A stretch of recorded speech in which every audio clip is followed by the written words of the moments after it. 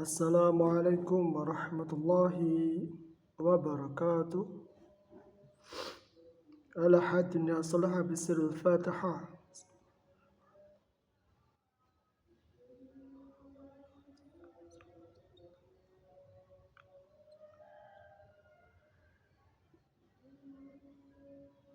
Wa ila hadrat Nabi Mustafa sallallahu alaihi wasallam wa ala alihi wa ansari wa li baitihi ajma'in asya'in dalamul Fatihah.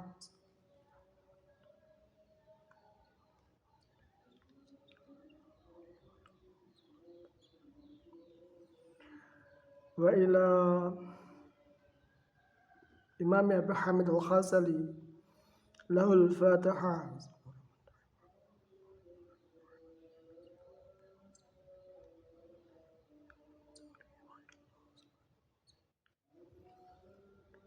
Wa ila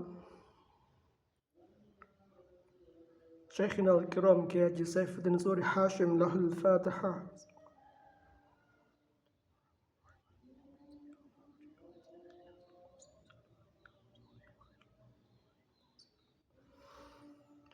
Bismillahirrahmanirrahim. Tentu bahwa apa yang kemudian menjadi persoalan dalam dunia modern ini, di mana kemudian orang-orang keji itu berkumpul dan pada akhirnya mereka menciptakan sebuah sistem.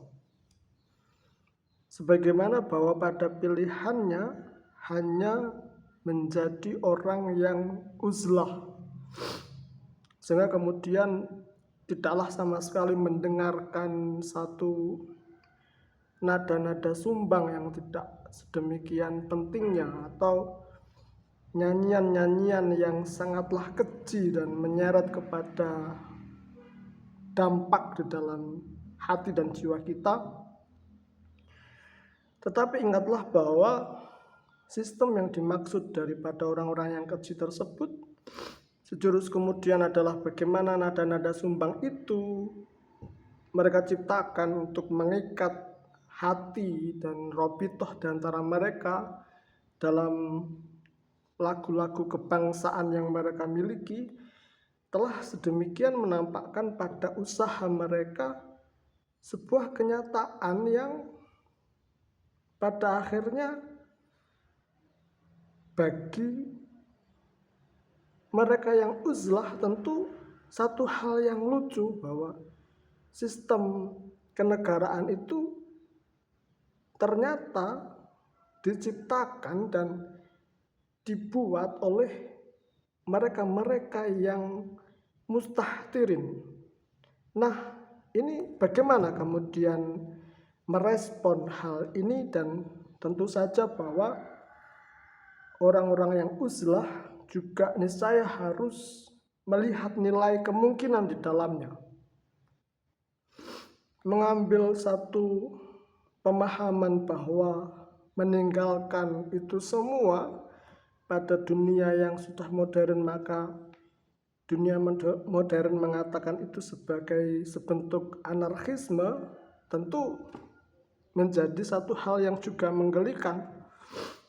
Tetapi bahwa ketika hal tersebut tidaklah terjadi sama sekali, bahwa kemudian mereka yang uzlah memperjuangkan pemikirannya sebagai semacam anarkisme ataukah hal yang lain, tetap bahwa membenci apa yang mereka ciptakan atau pada eloknya adalah menghindari apa yang kemudian mereka yang mustahdirin itu lakukan dengan semua kebejatan dan kegilaan mereka, tetaplah bagaimana hal itu tidaklah boleh membuat mereka yang uzlah menundukkan kepala di hadapan mereka orang-orang yang mustahdirin. Karena pada ketakutannya, satu hal dengan tempo yang cepat atau tempo yang lambat, penundukan kepala itu akan terjadi. Dan itu akan menciptakan sebuah konsep kekeliruan yang akhirnya juga tidaklah disukai sama sekali.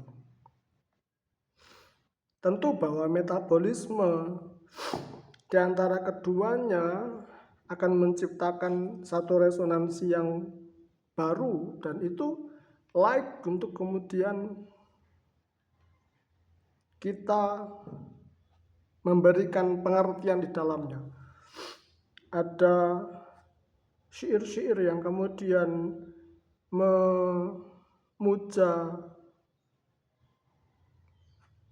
keberadaan baginda Rasulullah SAW, yang mana hal tersebut dikenal sebagai konsep yang mendukung pada apa yang diajarkan atau apa yang didistribusikan oleh Salahuddin Al-Ayyubi di masa perang salib di zaman yang terlebih dahulu.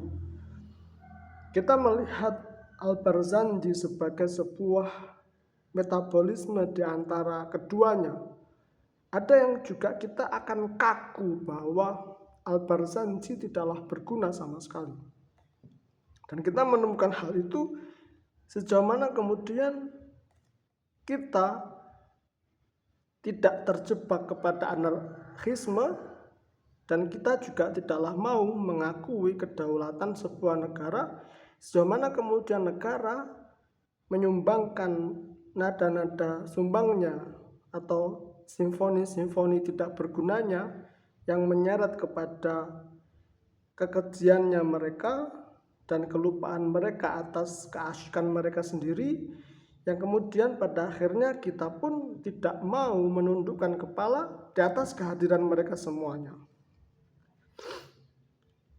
Tentu bahwa hal itu yang pertama dan yang niscaya kemudian kita lakukan sebagai orang yang uzlah. Tetapi bagaimana metabolisme yang muncul dari hadirnya anarkisme itu sendiri, bahwa ada anarkisme yang kemudian hal itu merupakan satu wajah yang memiliki kesamaan visi atau kesamaan misi dengan apa yang mereka orang-orang uzlah mau, dimana kemudian sumbangan terbesar pada anarkisme juga satu simfoni-simfoni yang dikenal dengan sebutan punk, sehingga kemudian kita semua melihat hal itu sebagai orang yang uzlah bisa setuju, tapi juga bisa tidak setuju, bahwa belum tentu kemudian kita yang uzlah akan menyenangi apa yang anarkisme itu lakukan, meskipun pada polanya hampir memiliki sistem persamaan daripada sistem yang dimiliki oleh para uzlah itu sendiri. Memang pembicaraan ini sejauh mana kemudian ditulis oleh Imam Al-Ghazali adalah pembicaraan yang pada konsentrasi awalnya kita melihat apa yang kemudian disampaikan oleh Imam Al-Ghazali itu belum terbaca sama sekali, tetapi hal itu adalah sebuah kehati-hatian Imam Al-Ghazali yang mana kemudian pada hari ini berselang hampir ribuan tahun kita melihat itu sebagai sebuah keteladanan daripada bagaimana bentuk berpikirnya Imam Al-Ghazali dalam melihat semua fenomena yang muncul di dalam kehidupan umat manusia, dari mereka yang memikirkan keuzlahannya atau memikirkan pada kebalikannya. Yang ingin saya sampaikan adalah kita akan membuat satu salut yang sebesar-besarnya daripada mereka yang uzlah tentu saja, tetapi kita juga akan menemukan satu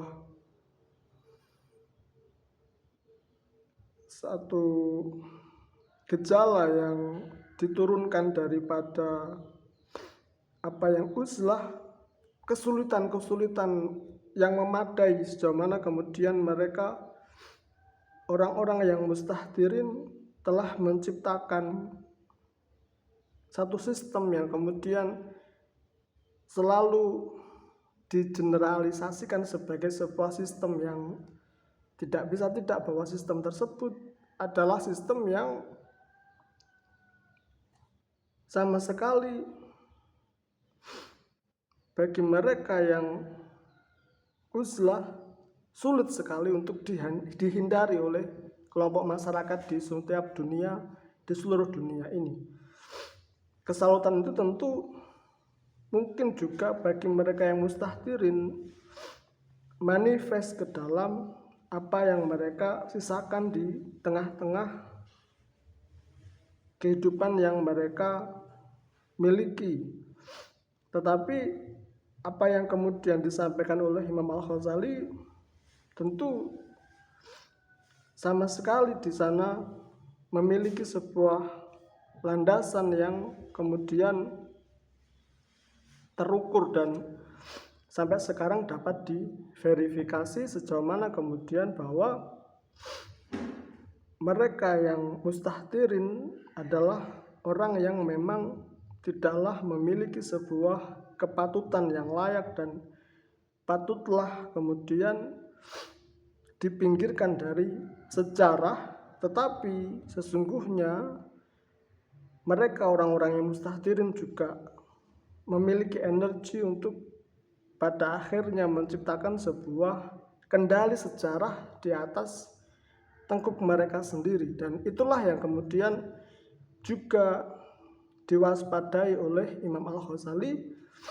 bahwa meskipun mereka adalah orang yang tidak berguna bagi orang-orang yang uzlah, tetaplah akan berbahaya jika kemudian mereka mengendalikan sejarah itu.